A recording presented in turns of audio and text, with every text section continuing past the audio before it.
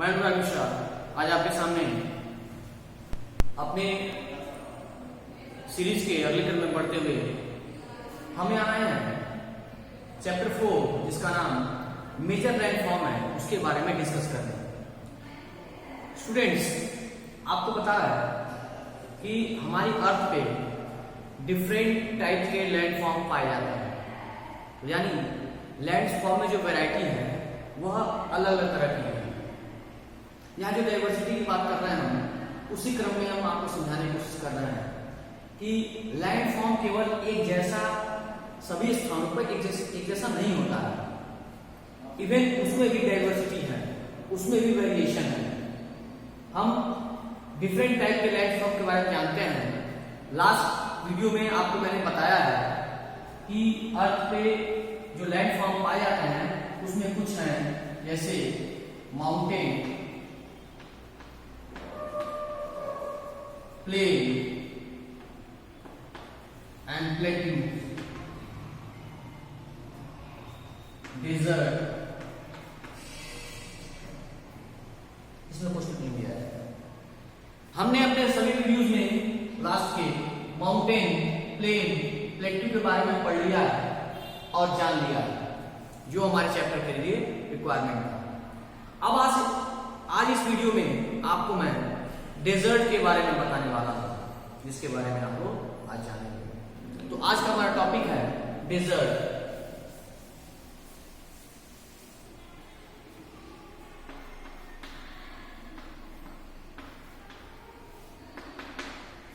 Desert को हिंदी में रेगिस्तान कहते हैं। आप में से बहुत सारे बच्चों ने हो सकता है फिजिकली जाकर हमारे देश में जो डेजर्ट एरिया है वह राजस्थान है, उसको देखा भी होगा, या फिर कई बार आप लोगों ने उस स्थान को टीवी और मोबाइल के माध्यम से भी देखा होगा, तो या पिक्चर के माध्यम से भी देखा होगा। तो आपको वो जब फिगर दिखाई देता है रेगिस्तान का, तो आपने देखा होगा चारों तरफ केवल रेत ही रेत दिखाई देता है, ओनली सैंड एरिया। इसको डिस्क्राइब करने के लिए आसान भाषा में हम कह सकते हैं कि वह लैंडफॉर्म, लैंड का वह जगह जो बिल्कुल बैरन है, सूखा बैरन, बंजर जमीन, बिल्कुल सूखी जमीन, बंजर जमीन, जहां पे कहीं से दूर दूर तक आपको कोई हरियाली, पेड़ पौधे देखने को नहीं मिलेंगे, कोई जल स्रोत देखने को नहीं मिलेंगे, बिल्कुल भी सूखी जमीन। सामान्य शब्दों में हम जहां से रहते हैं, जिस प्लेन एरिया में रहते हैं, वह एरिया बिल्कुल उपजाऊ जमीन का होता है, क्योंकि सामान्य स्तरों में यहाँ पे बारिश खूब होती है, जल स्रोत होते हैं, पेड़ पौधे होते हैं और जीवन जीने के लिए नॉर्मल सभी अनुकूल दशाएं होती हैं। लेकिन जो डेजर्ट एरिया होता है वह बिल्कुल सूखा होता है, एरिड होता है, एरिड या सेमी एरिड कह सकते हैं। और यह इसी वजह से होता है क्योंकि यहाँ पे जो रेनफॉल होती है वह लिटिल होती है या फिर ना के बराबर होती है। रेनफॉल या तो लिटिल होती है या फिर बहुत कम, ना के बराबर रेनफॉल होती है। इस एरिया में जो डेजर्ट एरिया है, रेनफॉल बहुत कम होती है या तो ना के बराबर होती है। रेनफॉल कम और ना के बराबर होने की वजह से यह पूरा एरिया सूखा हो जाता है, बंजर हो जाता है, क्लाइमेट बहुत ही गर्म होता है। नॉर्मली जो डेजर्ट एरिया में जो एरिया होता है, इसके भी जो डेज होते हैं वो बहुत हॉट होते हैं और नाइट कोल्ड। यहां समझने की बात है, फिजिक्स या साइंस आप समझ सकते हैं इसको कॉमन भाषा में, कि जो रेत होता है वह बहुत जल्दी गर्म हो जाता है, बहुत ही आसानी से गर्म हो जाता है, हीट ट्रांसफॉर्मेशन बहुत फास्ट होता है। और जैसे रात होती है बहुत देर से वह ठंडा भी होता है, यानी डेजर्ट एरिया का जो डेज होता है वो बहुत गर्म होगा और रातें बहुत ठंडी होंगी। यह उसका कॉमन फीचर है। अब रातें बहुत ज्यादा ठंडी होती हैं मतलब एक्सट्रीम कोल्ड होता है। आप ये समझ लीजिए जैसी ठंड हमारे वहाँ पड़ती है, जब तापमान 5-10 के आसपास हो जाता है, वैसा ठंड पड़ने लगता है वहाँ पे, और जो दिन होता है वो बहुत गर्म होता है। इसी वजह से वहाँ के जो लोग होते हैं वो अपने आप को उस परिधान में ढाल लेते हैं। भारत में बात करें तो राजस्थान के जो लोग होते हैं वो अपने सर पे पगड़ी बांधते हैं। महिलाएं सर को ढक के रखती हैं, चेहरे को ढक के रखती हैं, क्योंकि रेत जो होता है वो अक्सर उनके मुंह में आ जाता है। इसी वजह से ना आए रेत मुंह में होके, इसी वजह से चेहरे और मुंह को ढक के हमेशा रखते हैं। बहुत ज़्यादा धूप होती है, बहुत गर्मी पड़ती है, इसकी वजह से सर को हमेशा कवर करके रखते हैं। यह हमारा परिधान भी जो है, हमारा जो ड्रेस है, यह भी इसी क्लाइमेट और उसके स्थान की वजह से ही डिसाइडेड हो जाता है। इसके बाद हमारे भोजन भी उसी क्लाइमेट की वजह से ही डिसाइड हो जाता है कि हम किस तरह का भोजन करेंगे। नॉर्मली डेजर्ट एरिया में रहने वाले लोग जानवरों का मांस ही ज़्यादा खाना पसंद करते हैं, क्योंकि वहाँ पे जो अवेलेबिलिटी है वह फूड और फ्रूट्स और वेजिटेबल की बहुत कम होती है।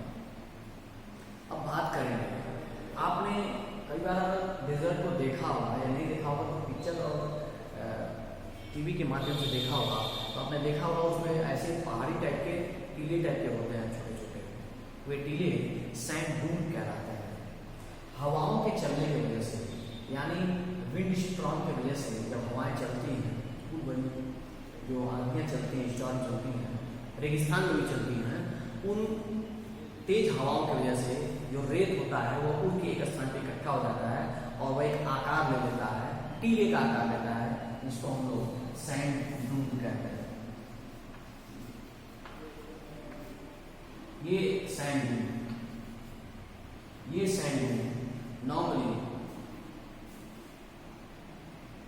नॉर्मली हवाओं के चलने की वजह से ही बनते हैं। कभी कभी यह सामान्य आकार का ले लेते हैं, जो ऐसा लगता है कि बनाया गया है। यह एक प्रकृति का एक भाग है, प्रकृति का एक एरिया है, प्रकृति ने इसको बनाया है। अब दूसरे शब्दों में ऐसा नहीं होता है कि पूरा रेगिस्तान केवल रेगिस्तानी रेत ही रेत होता है।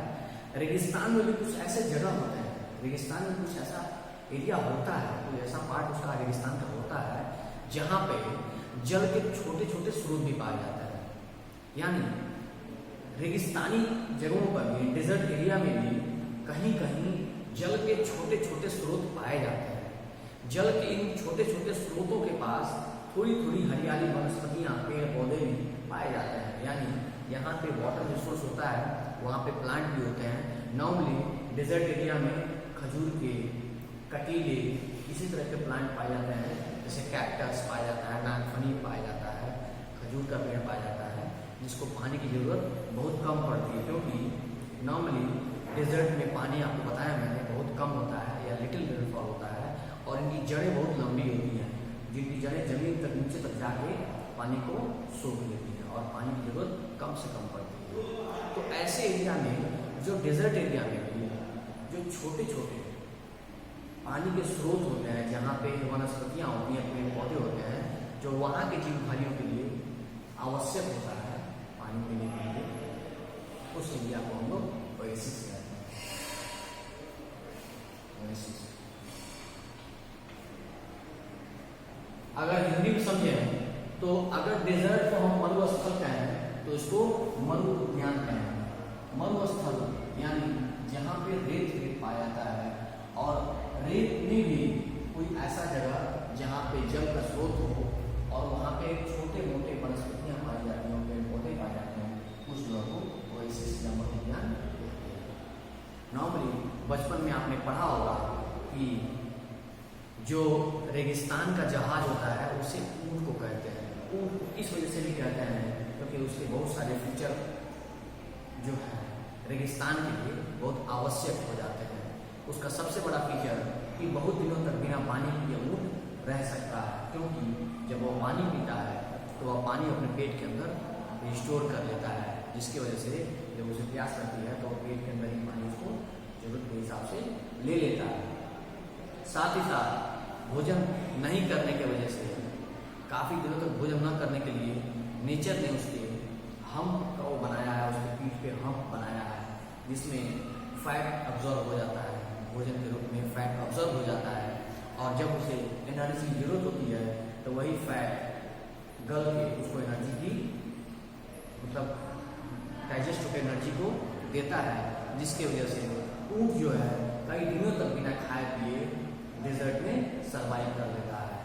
साथ ही साथ जो तीसरा कंडीशन ये है, ऊँट अपने आप में बहुत ही शानदार जीव होता है, जिसके तलवे होते हैं, फुट जो होते हैं वह गद्देदार होते हैं, फोम की तरह होते हैं। नॉर्मली रेत में चलना सबसे कठिन कार्य होता है। यदि कोई ऐसा जानवर हो जिसका पाँव जो है हार्ड होगा तो रेत में वो पड़ेगा तो नीचे उसका पैर चला जाएगा और उसका चलना या उसका मूवमेंट करना बहुत मुश्किल हो जाता है। ऐसे नेचर ने ऊँट को ऐसा बनाया है कि उसका पैर नॉर्मली बहुत सॉफ्ट होता है, गद्देदार होता है, आराम से वो रेत पे चल पाता है बहुत ही आसानी से।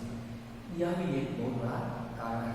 इसी वजह से, इन सब कारणों की वजह से ऊँट को यानी कैमल को शिप ऑफ डेजर्ट कहा गया है, या फिर कह सकते हैं उसको हिंदी में रेगिस्तान का जहाज कहा गया है। ये सभी फीचर रेगिस्तान को अपने आप में बहुत ही महत्वपूर्ण बनाते हैं।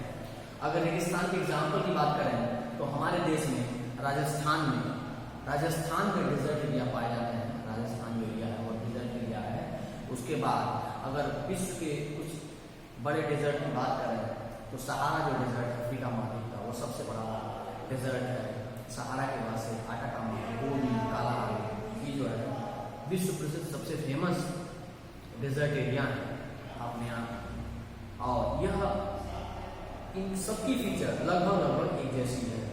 सहारा के बारे में बस इतना ही कहा जाता है कि सहारा जो है विश्व का सबसे बड़ा डेजर्ट एरिया या फिर रेगिस्तानी एरिया माना जाता है।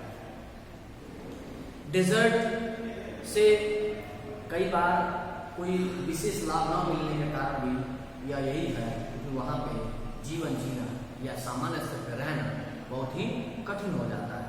वहाँ पे सामान्य जीवन कठिन है, वहाँ पे रहना ही कठिन है, क्योंकि वहाँ पे बारिश बहुत कम होती है, वनस्पतियाँ बहुत कम पाई जाती हैं, पीने योग्य पानी भी बहुत कम होता है, तो सर्वाइवल उस एरिया में बहुत कम होता है।